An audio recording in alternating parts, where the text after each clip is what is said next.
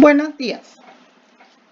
Nuestro equipo está integrado por la contadora Tania y una servidora Anabel. El libro que nos toca exponer es La hechura de la política de desarrollo social en los municipios de México, por el autor Pablo Alberto Pineda Ortega. Hablando de políticas públicas y buen gobierno, Estados Unidos se habría de desarrollar en el marco de una perspectiva y tendría su primera e importante expresión en el New Deals de Roosevelt y las reformas del aparato público en tiempos de la Segunda Guerra que obligaron al gobierno a eficientizar su desempeño. Con un nuevo intervencionalismo público en los gobiernos de Kennedy y Johnson, lo cual se fortaleció con la participación sistemática de este gobierno que contribuía a la solución de los ingentes problemas de la sociedad.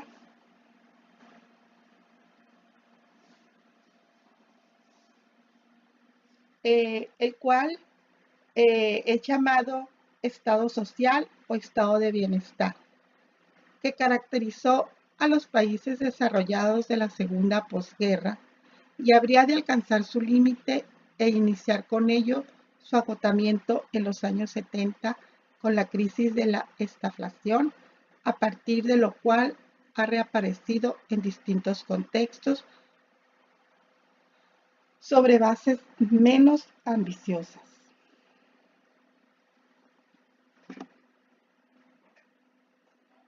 La orientación hacia las políticas, bueno, pues esta orientación tiene una doble dimensión. Por una parte, se interesa en el proceso de la política, busca desarrollar la ciencia de la formación y ejecución de las políticas, utilizando los métodos de investigación de las ciencias sociales. Por otra parte, están las necesidades de inteligencia de este proceso, lo cual busca mejorar el contenido concreto de la información y de la interpretación disponible para los hacedores de las políticas y por consiguiente rebasa las fronteras sociales y la psicología.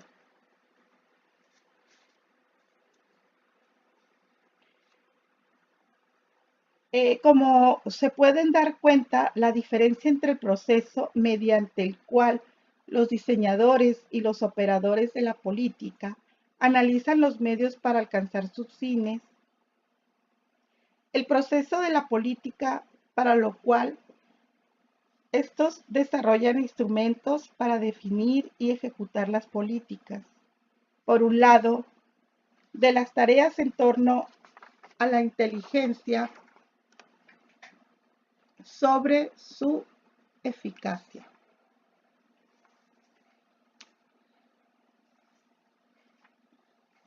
Si bien el análisis sustentado del que derive una propuesta técnica es necesario para una buena política, pues también se requiere el alcance de los consensos adecuados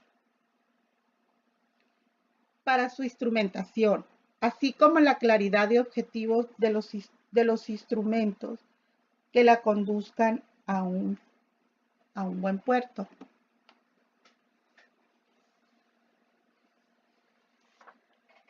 Para Cejudo, una política pública se integra de un conjunto de decisiones y acciones dirigidas a resolver un problema público. Esta es la opinión que tiene Cejudo acerca de las políticas públicas.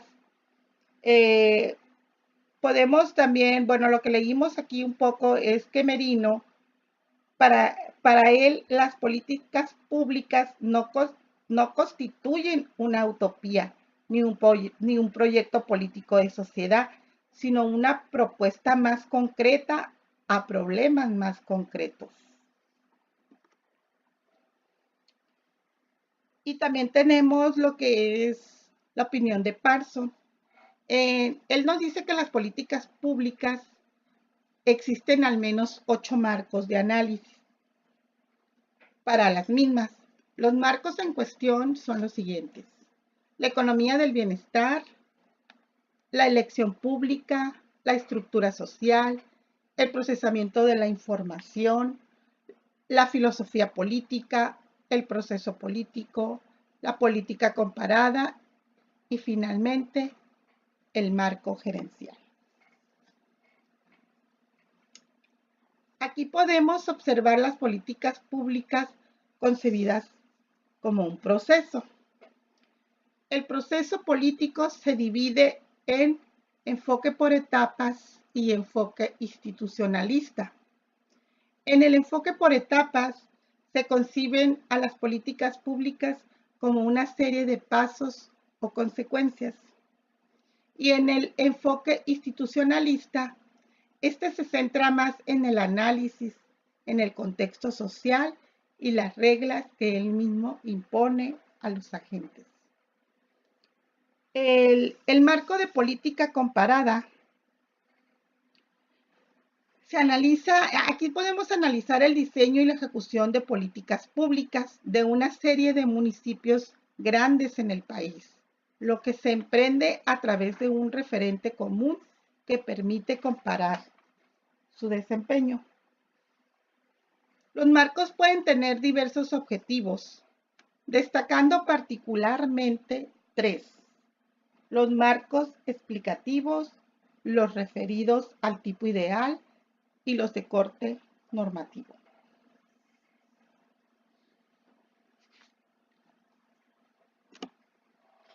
El desarrollo institucional como una precondición para la eficacia de las políticas públicas. Bueno, aquí podemos analizar las políticas públicas concebidas como un proceso,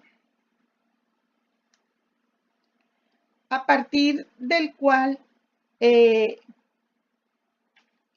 tenemos a la calidad y la eficiencia del mismo. Y aquí podemos obtener un producto exclusivo de una decisión voluntaria de los actores que participan en este mismo, en el cual las instituciones pues son las reglas del juego en una sociedad o más. Formalmente son las limitaciones ideadas por el hombre que dan forma a la interacción humana y por consiguiente pues la estructura a incentivos en el intercambio humano, sea político, social o económico. También tenemos a las organizaciones, tanto políticas como económicas. Son grupos de individuos enlazados por alguna identidad común hacia ciertos objetivos. Las instituciones son aquellas que contribuyen a reducir la incertidumbre al establecer una estructura estable. Mas no significa que ellas sean necesariamente eficientes, ni que se mantengan inamovibles. De hecho, los cambios son el resultado del encajonamiento. La interacción entre instituciones y organismos determinan la dirección del cambio institucional y junto con él el entorno económico y sus restricciones. Determinan las oportunidades que surgen para los autores de la sociedad. Las organizaciones son así creadas para aprovechar tales oportunidades.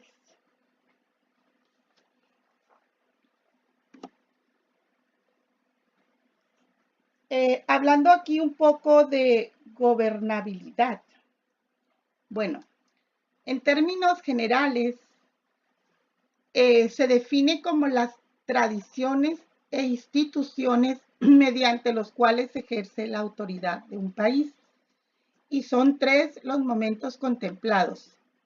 Cada uno está integrado por 2 dimensiones. Aquí tenemos el proceso por el cual los gobiernos son elegidos, controlados y reemplazados. Las dimensiones, post y rendición de cuentas, estabilidad política y ausencia de violencia. La capacidad del gobierno para formular e implementar políticas sólidas, efectividad gubernamental y calidad regulatoria, el respeto a los ciudadanos y el Estado, a las instituciones que gobiernan las interacciones económicas y sociales, Estado de Derecho y control de corrupción.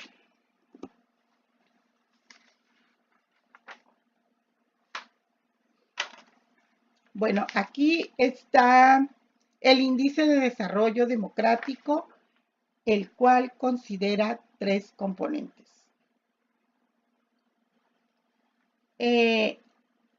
Tenemos la institucionalidad del régimen, el desempeño del sistema democrático y los esfuerzos para alcanzar fines socialmente consensuados.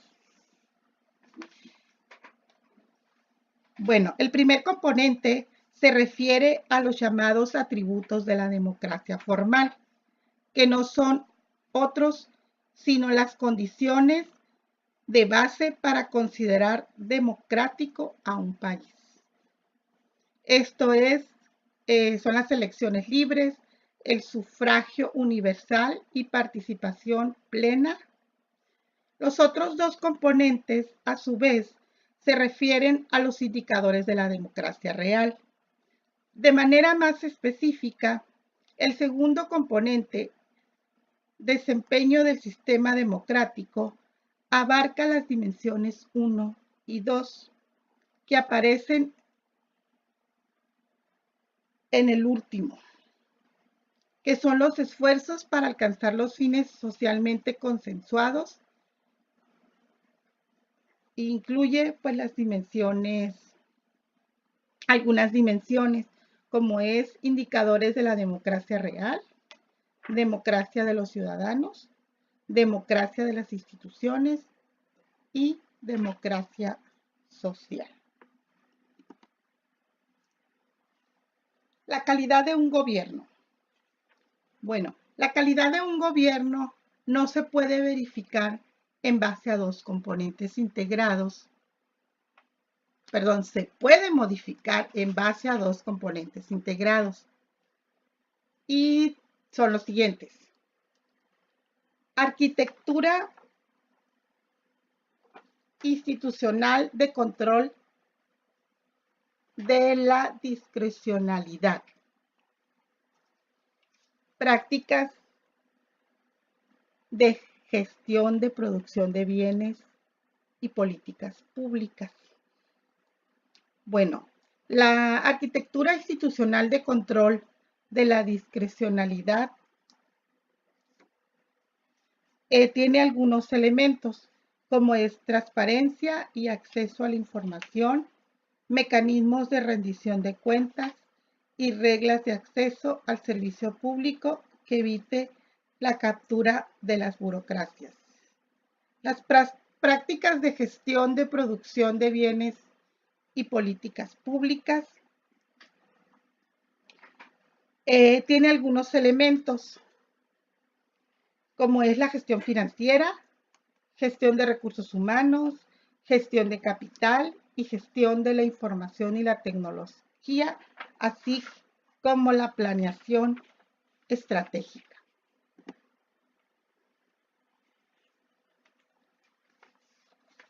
Pasando al tema de las perspectivas sobre los regímenes del bienestar y la política social.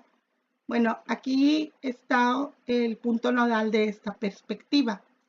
Es que advierte que no todos los individuos se encuentran de manera aleatoria sujetos a un riesgo social, sino que existe sobrada la evidencia de que en determinadas circunstancias se presentan situaciones de vulnerabilidad y estas son derivadas de la condición particular de ciertas categorías de la población.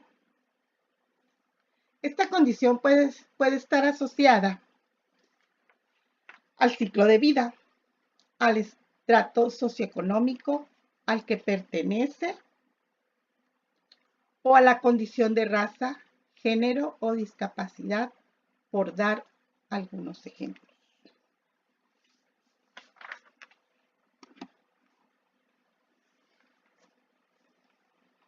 El enfoque de derechos en materia de desarrollo social. Bueno, a través de este enfoque se contribuye a la consecución de distintas metas de gran relevancia para la política social. El primero es el enfoque puede servir como un catalizador para el establecimiento o fortalecimiento del sistema de protección social. Puede ayudar a la definición de los niveles de protección social que son considerados aceptables. También contribuye al alcance de una sociedad más igualitaria mediante la reducción de las brechas de oportunidad y la exclusión social existente. Al reconocer que todos los derechos son invisibles e interdependientes del enfoque, puede contribuir al diseño de un marco institucional comprensivo y que enfatice las sinergias y la coordinación entre los distintos programas sociales y las agencias que los ofrecen. Finalmente, el enfoque puede ayudar al establecimiento de mecanismos de rendición de cuentas.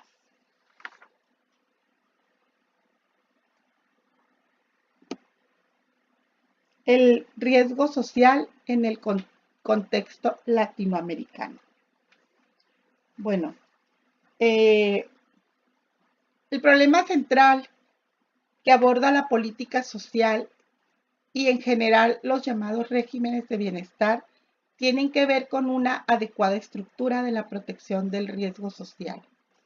El nivel de dicho riesgo es solo la expresión de una estructura o un patrón de desarrollo específico y que en consecuencia las acciones coordinadas de ambos gobierno y sociedad deban ir más allá de acciones limitadas de política social.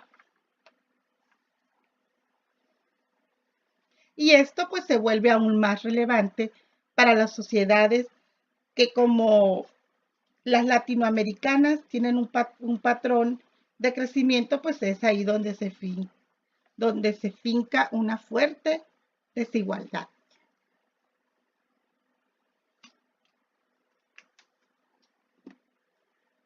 Y pues aquí tenemos la composición en términos del Producto Interno Bruto y de empleos por tipos de empresa.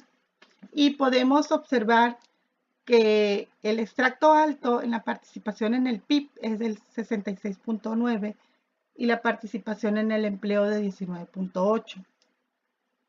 El extracto medio 22.5 y es en la participación del PIB y la participación en el empleo del 30.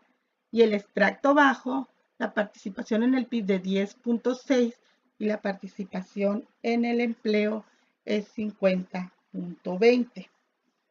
Aquí pues se puede observar que se destaca una proporción muy importante del producto regional, el cual es generado en las grandes empresas del extracto alto.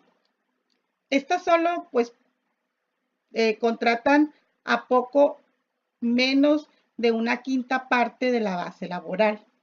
Y pues en el otro extremo están las empresas de estrato bajo, que absorben a poco más de la mitad de los trabajadores, pero que por su condición de baja productividad no están en condiciones de pagar un salario decoroso ni de contribuir de manera importante a la generación del producto total. La pobreza y política social en México. Bueno, existe una estructura de la protección social débil por las acciones insuficientes del aparato estatal para revertir este escenario. Y pues bueno, más bien su gobierno produce estrategias y acciones débiles, si bien razonablemente consistentes en materia de política social, que en el marco analítico referido pueden ser clasificadas como de falso universalismo. Y en efecto, porque existe un reconocimiento explícito de los llamados derechos sociales de su legislación y existen asimismo viejas instituciones de seguridad social, su cobertura y calidad son del todo insuficientes y se sustentan en un esquema estratificado que como tal pues produce la desigualdad social preexistente. El gobierno mexicano ha explorado soluciones que buscan incrementar la cobertura de protección social con figuras como el Seguro Popular, que solo amplían, pero no complementan de manera integral el modelo y que inclusive se acompañan de efectos no deseados, tales como el desaliento para el registro de los trabajadores en el sistema de seguridad social.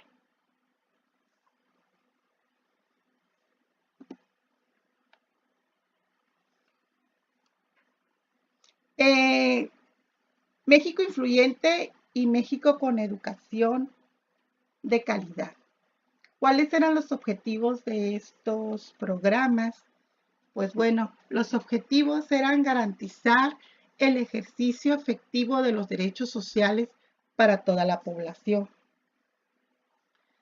transitar hacia una sociedad equitativa e incluyente, asegurar el acceso a la seguridad social, proveer un entorno adecuado para el desarrollo de una vida digna.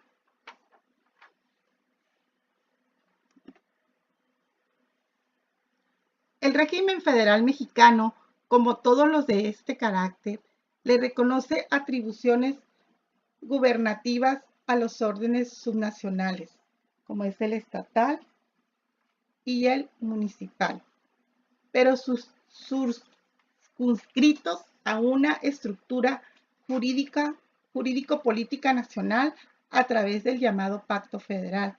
Dispone asimismo de un marco de división de poderes tripartito con un ejecutivo fuerte que concentra en una misma persona la jefatura de Estado y la de gobierno. El presidente, un legislativo integrado por dos cámaras, a donde la de senadores representa a los estados y la de diputados a la población. Y finalmente, pues tenemos un poder judicial encabezado por la Suprema Corte de Justicia.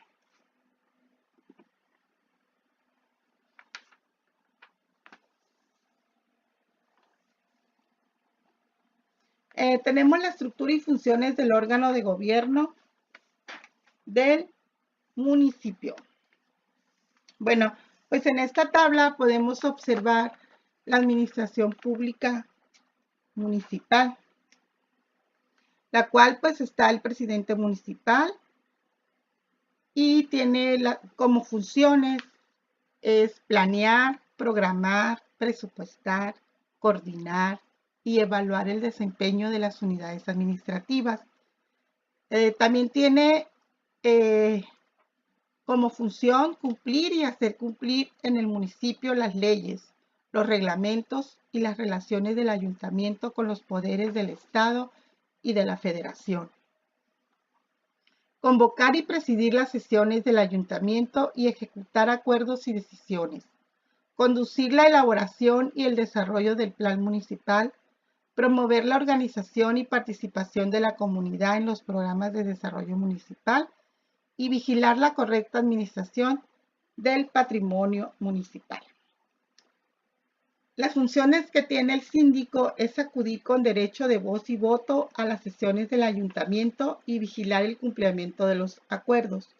Coordinar la Comisión de Hacienda Pública municipal y vigilar la correcta recaudación y aplicación de los fondos públicos.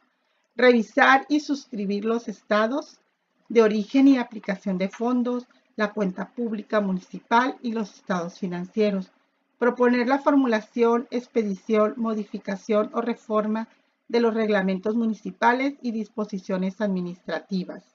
Intervenir en los actos jurídicos que realice el ayuntamiento en materia de pleitos y cobranza. Los regidores, pues la función de estas personas es acudir con derecho de voz y voto a las sesiones del ayuntamiento y vigilar el cumplimiento de los acuerdos. Es otra de las funciones que también tiene el síndico. Promover la participación ciudadana en apoyos a los programas del ayuntamiento.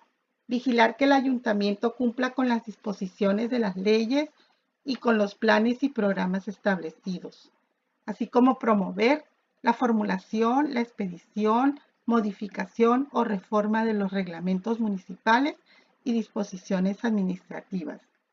Estar informado del estado financiero y patrimonial del municipio y de la situación en general del ayuntamiento. Y este es un ejemplo de los porcentajes de población en condiciones de pobreza por municipio. Y aquí pues podemos ver, si podemos darnos cuenta que hay municipios de los rangos de mayor a menor porcentaje de la población en pobreza. Tales rangos contienen un menor número de municipios y se puede ver el primer rango, que es 70 al 100 de la población en pobreza, abarca prácticamente la mitad de los municipios, mientras que el segundo tiene solo el 32% de los municipios y el tercero el 14%, y el último únicamente el 4%, que nos muestra una elevada dispersión de la pobreza en los municipios del país y destaca con ello la necesidad de emprender estrategias locales para más atención. Y aunque es cierto que el grueso de los municipios, prácticamente es la mitad, muestran entre un 70 y un 100% de su población de pobreza. Bueno, este es el ejemplo y mi compañera Tania va a continuar con la presentación. Buenos días. Un acercamiento al desarrollo institucional del municipio. Este orden de gobierno tiene una importante responsabilidad, pues como se ha insistido, es justamente el que mejor conoce las características sociales y el que mayor contacto tiene con la población que las padece. Pero esto no es todo. También tiene la dotación de recursos institucionales para atender tales carencias y en este sentido vale la pena detenernos. Es un importante instrumento analítico que busca evaluar sus capacidades. Hablando del Índice de Desarrollo Institucional Municipal.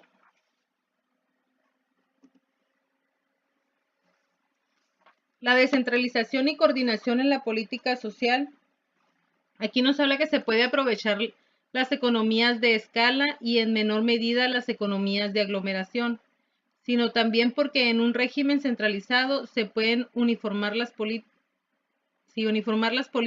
y se les puede dar una mayor unidad. Existe asimismo el enfoque contrario, según el cual una entidad unitaria, un gobierno central unificado y compacto acarrea inconvenientes para la eficiente operación del ejercicio público, principalmente, pero no de manera única, porque las necesidades locales, particulares o a cada región no pueden ser conocidas con suficiente precisión por un gobierno central. En México se dispone de un modelo descentralizado, un modelo federal, que asume que las acciones de gobierno de la instancia más cercana al ciudadano, el municipio, operan o deberían operar de manera coordinada con los otros órdenes de gobierno. Esto permitiría potenciar adecuadamente los siempre insuficientes recursos públicos de los tres órdenes y contribuir a lograr las respectivas metas de gobierno.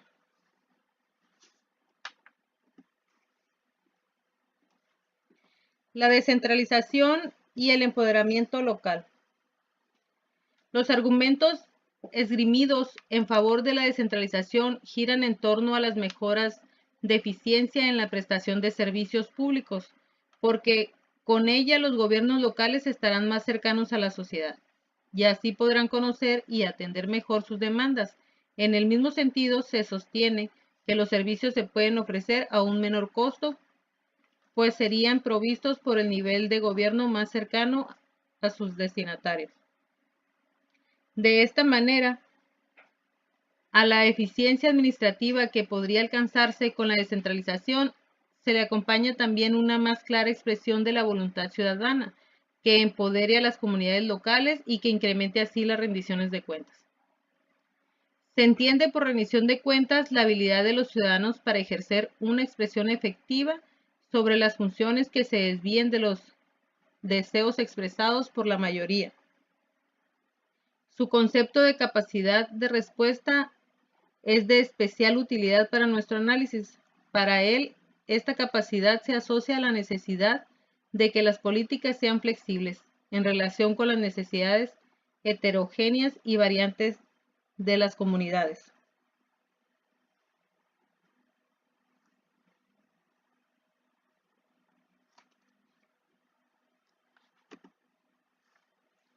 Las ventajas y desventajas de la centralización y descentralización.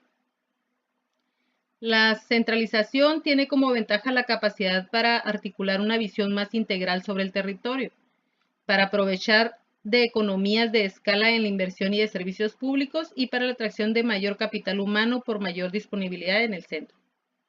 Pero una de sus desventajas sería que los gobiernos locales pierden representatividad entre su población atendida, además de que tienen menor eficiencia en la inversión pública por medio de la redistribución y tienen mejor cercanía de los tomadores de decisiones a las poblaciones afectadas.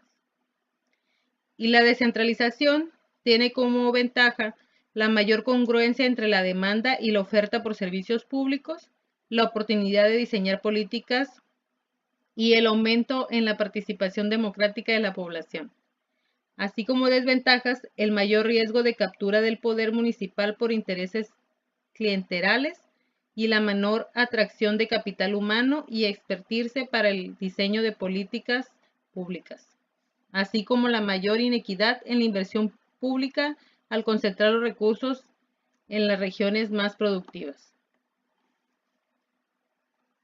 La coordinación y coherencia en las políticas entre los distintos órdenes de gobierno.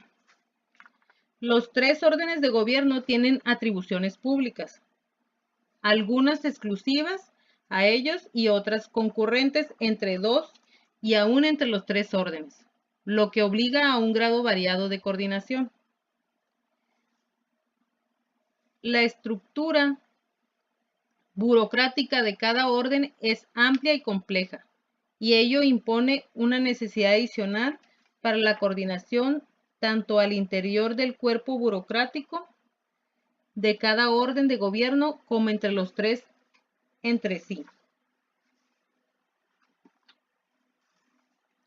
Las razones que alimentan y explican la coordinación. Desde una perspectiva fincada en la teoría de las organizaciones, Navarro en 2013 ha listado las razones que alimentan y explican la coordinación. Sería la reducción de la incertidumbre, la persecución de objetivos comunes, los requerimientos legales, los problemas multidimensionales y estructuras jurisdiccionales fragmentadas. El estado actual de la descentralización de la política ejecución desintegrada. La descentralización emprendida en las últimas décadas no hace sino poner al día el carácter federal reconocido en las CPU y sobre lo cual y por múltiples razones no se había logrado avanzar. La Ley General de Desarrollo Social contempla en su título cuarto todo un sistema nacional de desarrollo social. El mismo es definido como un mecanismo permanente de concurrencia, colaboración, coordinación y concentración de los gobiernos federal en los que las entidades federativas y los municipales, así como los sectores sociales y privados. Aquí están las tres comisiones: la Comisión Nacional de Desarrollo Social, la Comisión Intersecretarial del Desarrollo Social y el Consejo Consultivo de Desarrollo Social. La Comisión Nacional es un instrumento de coordinación de las dependencias federales, ya sea de manera directa o en concurrencia con los otros dos órdenes de gobierno. La preside el titular de la Sedesol y su objetivo es consolidar la integridad y el federalismo sobre las bases de coordinación. Y la Comisión Intersecretarial de Desarrollo Social, este es un instrumento de coordinación de las acciones del Ejecutivo Federal para garantizar la integridad en el diseño y ejecución de las PNDs y se integra por los titulares de la Sedesol y de las Secretarías Federales de relevancia para esta política.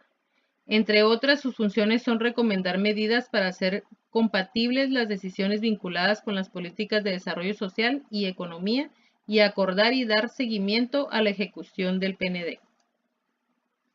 El Consejo Consultivo de Desarrollo Social es el órgano consultivo de la Sedesol, de participación ciudadana y conformación plural, cuyo objeto es analizar y proponer programas y acciones que inciden en el cumplimiento de los PNDs.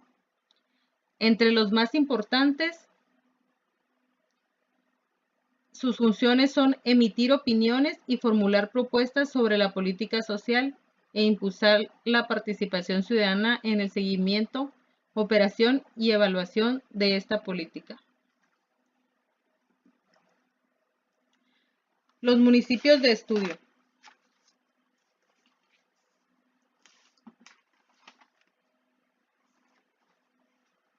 El índice de marginación es una medida resumen que permite diferenciar entidades federativas y municipios según el impacto global de las carencias que padece la población, como resultado de la falta de acceso a la educación y la residencia en viviendas inadecuadas, la percepción de ingresos monetarios insuficientes y las relacionadas con la residencia en localidades pequeñas, según la CONAPO en 2013.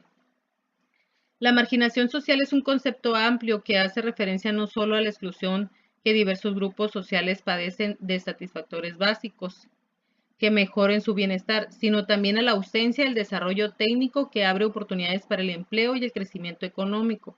Al considerar distintas dimensiones, el concepto mismo se sintetiza en un índice o en un indicador que permite evaluar sobre bases precisas el desigual desarrollo de distintas comunidades. Aquí en la tabla 5.1 nos pone el ejemplo. Aquí describe cada una de ellas al rango de marginación al que corresponden. Más de la mitad de ellas, el 53%, tiene un grado medio o bajo de marginación, en tanto que la tercera parte, que es el 34%, se encuentran en los rangos altos y muy alto, y son solo 4 entidades las que alcanzan el deseable escenario de muy bajo grado de marginación, según la CONAPO. En la tabla 5.4, en esta se registra qué porcentaje del más alto posible es el de la categoría alta habría alcanzado cada uno de nuestros municipios. Esta tabla es la que permite apreciar cuán disparar es el ingreso per cápita promedio en nuestros municipios de estudio, evaluado a partir del grupo de competitividad al que cada uno está adscrito. Hablando del género y la afiliación política, este tema de la inequidad de género ha estado presente en la vida pública de nuestro país desde el origen mismo de nuestras instituciones de gobierno y sus raíces van más allá de nuestra propia organización política y social. Aunque existen ciertos avances, es claro que ellos siguen siendo insuficientes. Por ejemplo, en el artículo primero de la CPU, ahora prohíbe toda discriminación motivada por, entre otras causas, el género de las personas. Y el artículo cuarto habla sobre que se establece que el varón y la mujer son iguales ante la ley. En este orden, las ideas, además de las 5 metas generales del PND, este contempla 3 ejes transversales, uno de los cuales justamente se denomina perspectiva de género. Y la estrategia de este eje para la primera meta del plan de mayor relevancia para la investigación lo es fomentar la participación y representación política equilibrada entre mujeres y hombres.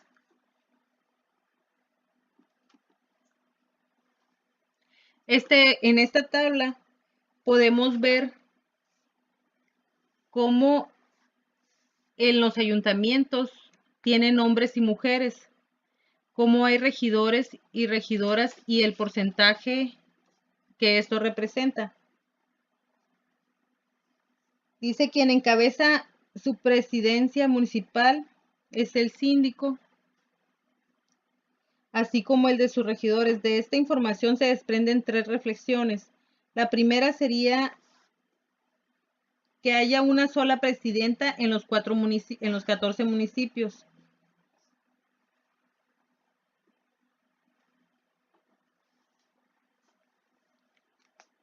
Y como se puede ver, aquí en Veracruz el 75% son hombres, solo quedando el 25% en mujeres. Prácticamente quedaría igual que León. La amplitud, énfasis e integralidad en la planeación. Antes de avanzar, quisiera comentar que en el Plan Nacional de Desarrollo actual existen 3 ejes. En el anterior eran 5. Estábamos hablando que ahora es justicia y Estado de Derecho.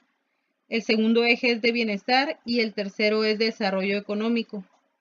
Estos tienen 3 ejes transversales. El primero es la inclusión e igualdad sustantiva. El segundo es el combate a la corrupción y mejora de la gestión pública. Y el tercer eje transversal es el territorio y desarrollo sostenible.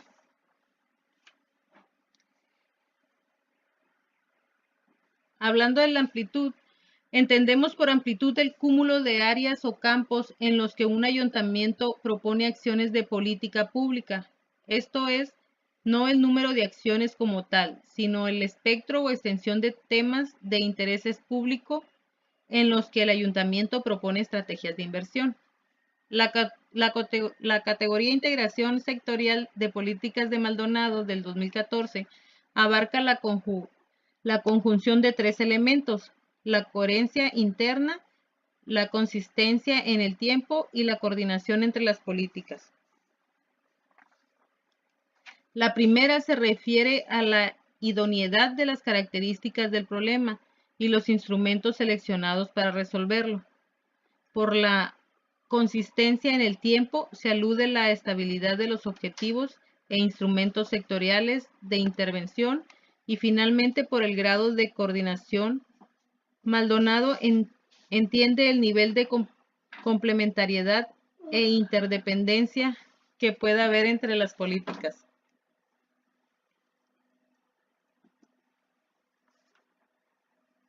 Aquí nos habla que la norma ISO 18091 en 2014 nos habla sobre que es el único estándar para gobiernos locales publicado por la Organización Internacional de Normalización y que este contempla estos 4 indicadores en un cuadrante. Estos serían el desarrollo institucional para un buen gobierno, con 12 indicadores. Entre ellos tenemos gobierno responsable, planificado y organizado con un sistema integral de gestión de calidad. En el 2 sería asociado, solidario y vinculado. Así cada uno de ellos tiene 12 indicadores. El segundo sería el desarrollo económico sustentable. Este cuenta con 8. Entre ellos sería el el promotor de alternativas económicas innovadoras o como promotor de oportunidades de trabajo dignos. En el tercer indicador sería el desarrollo social incluyente, que este cuenta con 11 indicadores. Uno de ellos sería prestador de servicios públicos y promotor del deporte, de la recreación y del desarrollo del sector social, o sea, hablando de la niñez, de la juventud y de los adultos mayores. Y por último, el cuarto es el de desarrollo ambiental sostenible. Este cuenta con 8 indicadores. Entre ellos serían ser cuidadoso de la calidad del aire, limpio y responsable de la basura y cuidadoso de la imagen del entorno, por mencionar algunos. La política de desarrollo social en nuestros municipios. En el capítulo 2 se discutió brevemente en qué consistía y cuáles son los logros de la política social federal en México, a partir de la cual quedó claro que la misma es un concepto un tanto equívoco, una razón más para que al analizarla a nivel municipal nos detengamos en un solo referente, el de la norma ISO. En todo caso, recuérdese lo dicho por Maldonado. A diferencia de otros sectores de política, los límites concretos de la política social se identifican difícilmente. La cuestión social es una construcción política, ya que sus límites y características se definen históricamente en función del contexto nacional, el grado y el modelo de desarrollo económico y político y de los valores imperantes sobre justicia distributiva, entre otros. Aquí podemos ver los indicadores del cuadrante de desarrollo social incluyente de la norma. Este tenía más indicadores, nada más pusimos estos 5 para ejemplo. En los cuadrantes, en los indicadores nos dice, por ejemplo, proveer de servicios públicos. El escenario mínimo sería aceptable si casi todas las comunidades y viviendas disponen de servicios básicos de buena calidad y permanentes que se les proporcionan de manera continua. El otro indicador sería promover del deporte, la recreación y el desarrollo sectorial. Se le da mantenimiento a la infraestructura deportiva y de recreación.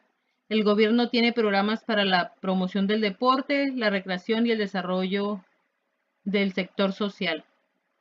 Bueno, hasta lo que analiza este libro es que hasta ese momento estos eran los escenarios. Ahora vienen muchos cambios en donde nos están hablando que hasta el seguro popular va a ser retirado. Entonces, ahora habría que hacer un análisis más adelante para ver cómo avanza nuestro nuevo Plan Nacional de Desarrollo. En la fluidez o fragmentación en las políticas públicas de nuestros municipios. Los diseñadores de una política tienen la pretensión de alcanzar las metas que en ella se formulan. El cambio del infierno está empedrado de buenas intenciones. Se afirma que cuando una política pública alcanza sus metas, se debe en gran medida a que las etapas de la misma no han sido entendidas como compartimentos estancos y que por ello la adecuada operación de una etapa incide en el buen desempeño de la siguiente.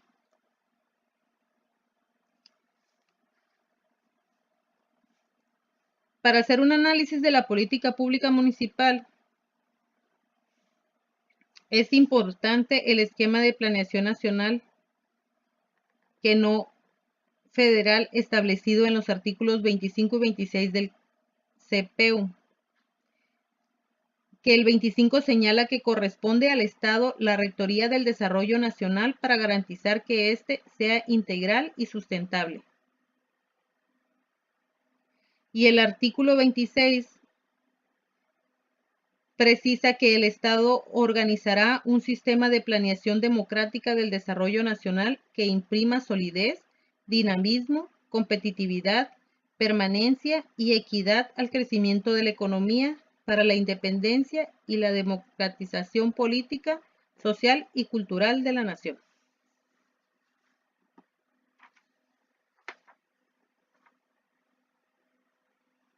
Aquí está el ejemplo del proceso integral de planeación, programación, presupuestación, control y evaluación.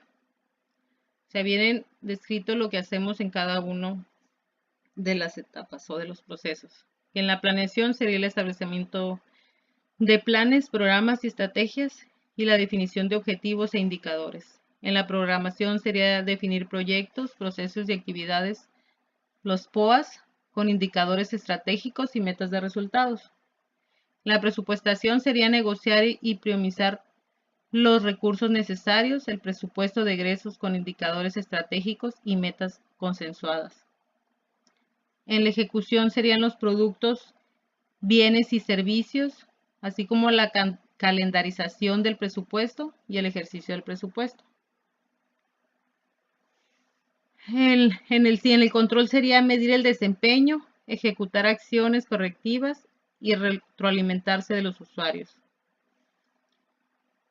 En la evaluación sería la obtención de logros y resultados, evaluar íntegramente el desempeño. Y hablando del desempeño municipal, los municipios enfrentan problemas de ineficiencia en su desempeño, pero que no queda del todo claro a dónde se encuentran las principales fuentes de tales ineficiencias, más allá de los lugares comunes referidos, mayormente a temas de incompetencia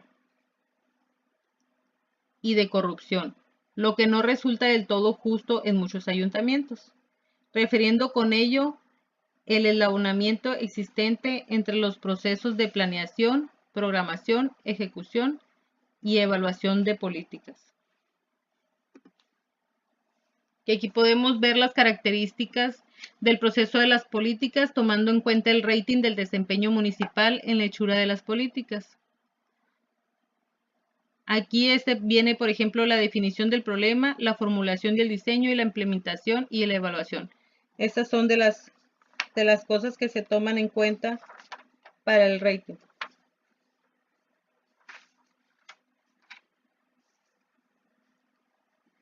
La clasificación de los municipios en el rating es la que deriva de los puntajes correspondientes a cada uno de ellos.